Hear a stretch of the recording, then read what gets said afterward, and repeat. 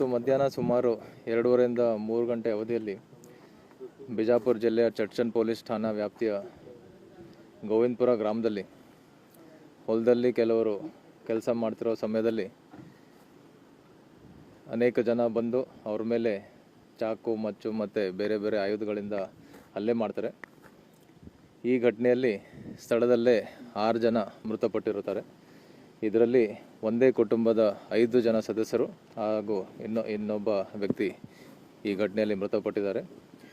ಈಗಾಗಲೇ ಈ ಘಟನೆಯ ಪ್ರಾಥಮಿಕ ತನಿಖೆ ನಾವು ಪ್ರಾರಂಭ ಮಾಡಿದ್ದೀವಿ.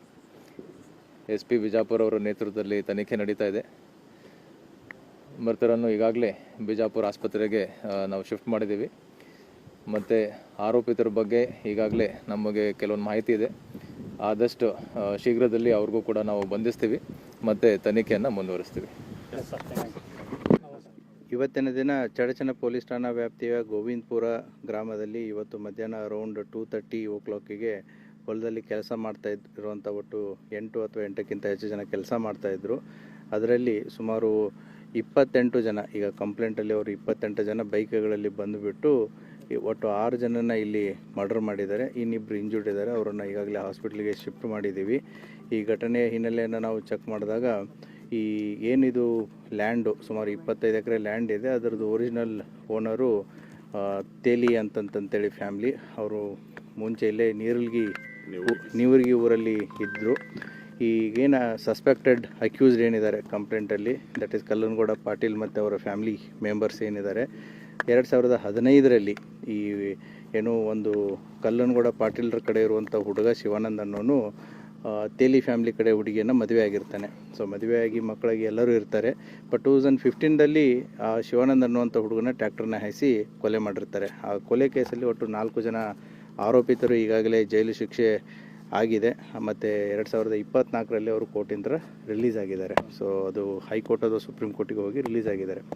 ತದನಂತರ ತೇಲಿ 2015ರ ಘಟನೆ ನಂತರ ಇದೇನು ಒರಿಜಿನಲ್ ಓನರ್ ತೇಲಿ ಫ್ಯಾಮ್ಲಿ ಇತ್ತು, ಅವರು ಇಲ್ಲಿ ಉಳುಮೆ ಆಗಲಿ ಅಥವಾ ಏನೂ ಮಾಡಿಲ್ಲ. ಪೂರ್ತಿ ಇದು ಸುಮಾರು ಟೋಟಲ್ 30 ಎಕರೆ ಇದೆ, 5 ಎಕರೆ ಖರೀದಿ ಮಾಡಿಲ್ಲ, ಹಾಗೆ ಬಿಟ್ಟಿದ್ದಾರೆ. ಸೊ ಇದು ಪೂರ್ತಿ ಪಾಡು ಬಿದ್ದಿದೆ. ಅಂದರೆ ಯಾವುದೇ ರೀತಿಯಂಥ ಉಳುಮೆ ನಡೆದಿಲ್ಲ ಸುಮಾರು 10-12 ವರ್ಷದಿಂದ, ಕೊಲೆ ಆದಾಗಿಂದ 2015ರಲ್ಲಿ. ಇತ್ತೀಚೆಗೆ ಕಳೆದ 6 ತಿಂಗಳ ಮುಂಚೆ ಈ ಏನು ತೇಲಿ ಫ್ಯಾಮ್ಲಿ ಇದೆ, ಇದನ್ನು ಯಾರೂ ಕೂಡ ತೊಗೊಳ್ತಾ ಇರಲಿಲ್ಲ. ಮತ್ತು ಯಾರೇ ತೊಗೊಳಕ್ಕೆ ಬಂದ್ರೂ ಕೂಡ ಈ ಕಲ್ಲನಗೌಡ ಪಾಟೀಲ್ ಫ್ಯಾಮ್ಲಿ ಏನಿತ್ತು ಅದಕ್ಕೆ ಅಬ್ಜೆಕ್ಟ್ ಮಾಡ್ತಿದ್ರು. ಒಂದು 6 ತಿಂಗಳು ಮುಂಚೆ, ಅಂದಾಜು 6 ತಿಂಗಳು ಮುಂಚೆ ಈ ಚಡಚನ ಪಟ್ಟಣದ ನಿರಾಳೆ ಫ್ಯಾಮ್ಲಿ ಈ ಹೊಲವನ್ನು ಖರೀದಿ ಮಾಡ್ತಾರೆ 25 ಎಕರೆ. ಸುಮಾರು 20 ದಿನಗಳಿಂದ ಇಲ್ಲಿ ಕೆಲಸ ಸ್ಟಾರ್ಟ್ ಮಾಡಿದ್ದಾರೆ. ಇಲ್ಲಿ ಬೆಳೆದಿರುವಂಥ ಗಿಡ ಕಂಟಿಗಳನ್ನು ಕ್ಲೀನ್ ಮಾಡೋದು, ಅದನ್ನೆಲ್ಲ ಕೆಲಸ ಸ್ಟಾರ್ಟ್ ಮಾಡಿದ್ದಾರೆ. ಸೊ ಇವರಿಬ್ಬರ ಮಧ್ಯೆ ಏನು ಕಲ್ಲನಗೌಡ ಪಾಟೀಲ್ ಆ್ಯಂಡ್ ಫ್ಯಾಮ್ಲಿ ಮತ್ತು ನಿರಾಳೆ ಫ್ಯಾಮ್ಲಿ ಮಧ್ಯೆ ಕಳೆದ 1 ತಿಂಗಳಿಂದ ಈ ಖರೀದಿ ಮಾಡ್ಬೇಕಾದ್ರೂ ತೊಗೊಳ್ಬೇಡಿ ಅಂತಂತ ಹೇಳಿರೋ ಒಂದು ಮಾಹಿತಿನೂ ಕೂಡ ಇದೆ. ಮತ್ತು ಈ ಕ್ಲೀನ್ ಮಾಡ್ಬೇಕಾದ್ರೂ ಕೂಡ ಕುಂತು ಮಾತಾಡುವಂಥ ಪ್ರಯತ್ನಗಳನ್ನು ಮಾಡಿದ್ದಾರೆ. ಬಟ್ ಇದು ಯಾವಾಗ ಸಕ್ಸಸ್ ಆಗಲಿಲ್ಲ. ಇವತ್ತು ಮೋಸ್ಟ್ ಪ್ರಾಬಬ್ಲಿ ಅವರು ಹೊಲದಲ್ಲಿ ಕೆಲಸ ಮಾಡ್ತಾ ಇರೋದನ್ನು ನೋಡಿಬಿಟ್ಟು ಸೊ ಬೈಕಲ್ಲಿ ಕರ್ಕೊಂಡು ಬಂದುಬಿಟ್ಟು ಇವತ್ತು ಒಟ್ಟು 6 ಜನರನ್ನು ಇಲ್ಲಿ ಮರ್ಡರ್ ಮಾಡಿದ್ದಾರೆ. ಅದರಲ್ಲಿ ದುಂಡಪ್ಪ ನಿರಾಳೆ, ಚಂದ್ರಕಾಂತ್ ನಿರಾಳೆ, ಶಿವಪುತ್ರ ನಿರಾಳೆ, ಶಿವಪುತ್ರ ಮಕ್ಕಳಾದಂಥ ರಾಹುಲ್ ಸಮರ್ಥ, ಒಟ್ಟು 5 ಜನ ಒಂದೇ ಕುಟುಂಬದವರು. ಮತ್ತು ಶಬ್ಬೀರ್ ರತ್ತಾರ್ ಅನ್ನುವಂಥ ಒಬ್ಬ ವ್ಯಕ್ತಿ ಕೂಡ, ಆತನು ಕೂಡ ಚಡ್ಚನ್ ಪಟ್ಟಣದವನು. ಮೋಸ್ಟ್ ಪ್ರಾಬಬ್ಲಿ ಅವನು ಇಲ್ಲಿ ಕಟ್ಟಿಗೆ ಕಡಿದಿದ್ದನ್ನು ತೊಗೊಳಕ್ಕೆ ಬಂದಿರ್ಬೋದು. ಸೊ ಇವರು 6 ಜನ ಹೊಡೆದು ಹಾಕಿದ್ದಾರೆ. ಇದ್ದಂಥ JCB ಡ್ರೈವರು ಮತ್ತು ಇನ್ನೊಬ್ಬ ವ್ಯಕ್ತಿ ಅವ್ರಿಗೆ ಇಂಜೂರ್ಡ್ ಆಗಿದೆ. They are fine. ಸೊ ಈಗಾಗಲೇ ಬಾಡಿಗಳನ್ನು ವಿಜಯಪುರ ಸಿಟಿಯಲ್ಲಿ ಹಾಸ್ಪಿಟಲ್ಗೆ ಶಿಫ್ಟ್ ಮಾಡಲಾಗಿದೆ. FIR ಕೂಡ ಪ್ರಕರಣ ದಾಖಲಾಗ್ತಾ ಇದೆ. ಏನು ತಂಡಗಳನ್ನು ಈಗಾಗಲೇ ರಚನೆ ಮಾಡಲಾಗಿದೆ. ಆದಷ್ಟು ಬೇಗ ಆರೋಪಿತರು ಯಾರು ಅನ್ನೋದನ್ನು ಪತ್ತೆ ಮಾಡುತ್ತೆ. ಈಗಾಗಲೇ ಸೋಕೋ ಮತ್ತು ಫಿಂಗರ್ ಪ್ರಿಂಟ್ ಟೀಮ್ಗಳು ಬಂದು ಕೂಡ ಅವರ ಕೆಲಸ ಕಾರ್ಯವನ್ನು ನಿರ್ವಹಿಸ್ತಾ ಇದ್ದಾರೆ. ಅದೇ ಮಾಡ್ತೀವಿ. ಎಲ್ಲಿದ್ದಾರೆ ಆ್ಯಸ್ ಆಫ್ ನಾವು ಪರಾರಿ ಇದ್ದಾರೆ. ಈಗ ಸೂಪರ್ಫಿಷಿಯಲಿ ನಾವು ಇಂಜುರೀಸ್ಗಳನ್ನ ನೋಡಿದಾಗ ಮೋಸ್ಟ್ ಪ್ರಾಬಬ್ಲಿ ಇದು ಹರಿತವಾದಂಥ ಕೊಯ್ತಾ ತೊಗೊಂಡು ಕುತ್ತಿಗೆ ಭಾಗಕ್ಕೆ ಹೊಡೆದಿರೋದು ಕಂಡು ಬರ್ತಾ ಇದೆ. ನೇಚರ್ ಆಫ್ ಇಂಜುರೀಸು ಕೂಡ ಬಾಡೀಸ್ಗಳ ಮೇಲೆ ಅದೇ ರೀತಿ ಇದೆ. ಫೈರಿಂಗ್ ಆಗಿರೋದು ಬಿಟ್ಟಿರೋದು ನಮಗೆ ಪೋಸ್ಟ್ ಮಾರ್ಟಮ್ದಲ್ಲೇ ಕನ್ಫರ್ಮ್ ಆಗುತ್ತೆ. ಮೇಲ್ಗಡೆ ಯಾವುದೂ ಕಂಡು ಬಂದಿಲ್ಲ.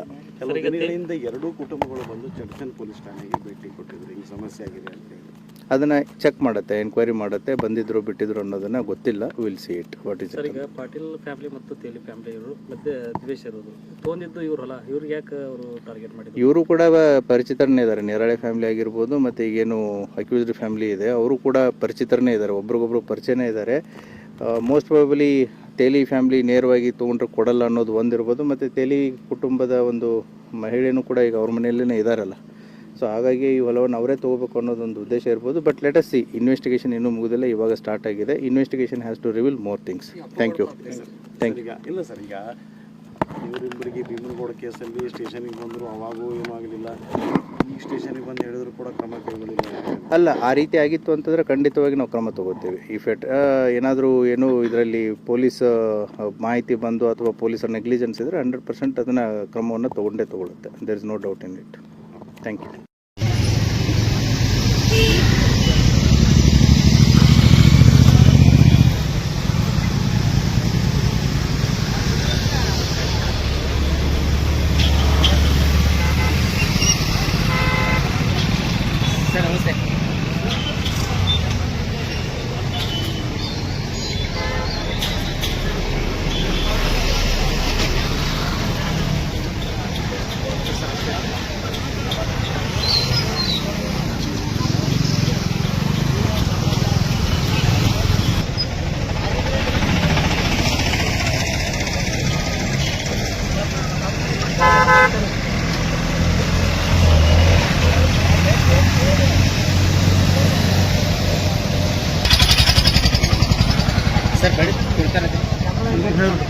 ಇನ್ನ ಯಾರು ಬಂದಿಲ್ಲ, ಇನ್ನ ದೂರದವ್ರ ಎಸ್ ಪಿ ಸರ್.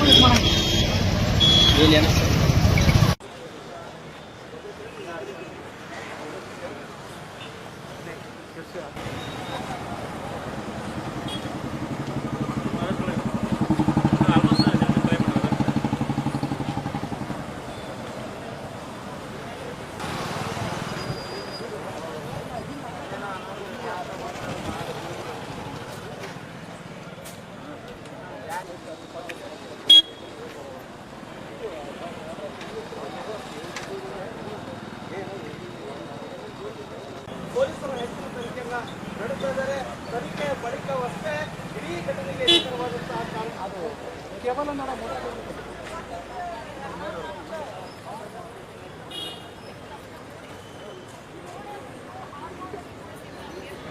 ಇಲ್ಲಿ ನಿಯೋಜನೆ ಮಾಡಲಾಗಿದೆ.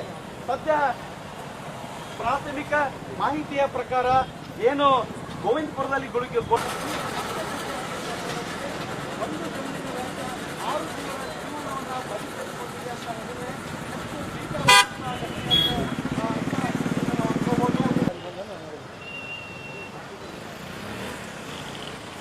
ಎಲ್ಲ ಕೂಡೇ ಬರ್ತಾರೆ. ನೀವು ಬಟ್ ಸರ ಎಲ್ಲ ಕೂಡೇ ನಾನೇ ಬಿಟ್ಬಿಡ್ತಾರೆ.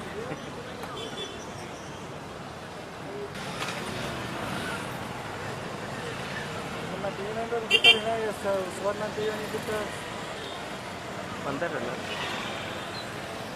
ಯಾನು ಇಲ್ಲ. ನಾ ಅಲ್ಲಿ ಹೋಗೇ ಇಲ್ಲ, ಸ್ಪಾಟಿನ ಹೋಗೇ ಇಲ್ಲ. ಹೇಳಿಬಿಡೋಣ ಏನು ಮಾಡಿದ್ವಿ.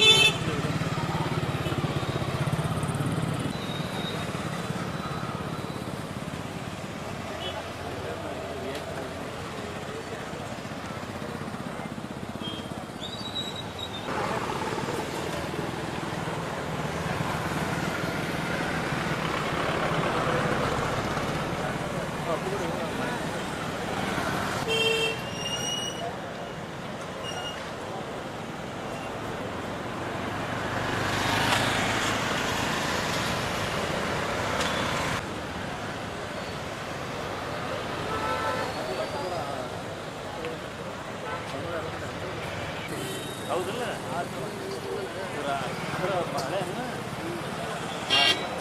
ಬಟ್ ಏನೋ ಸಂಬಂಧ ಇಲ್ಲ ಬಿಜೆಪಿ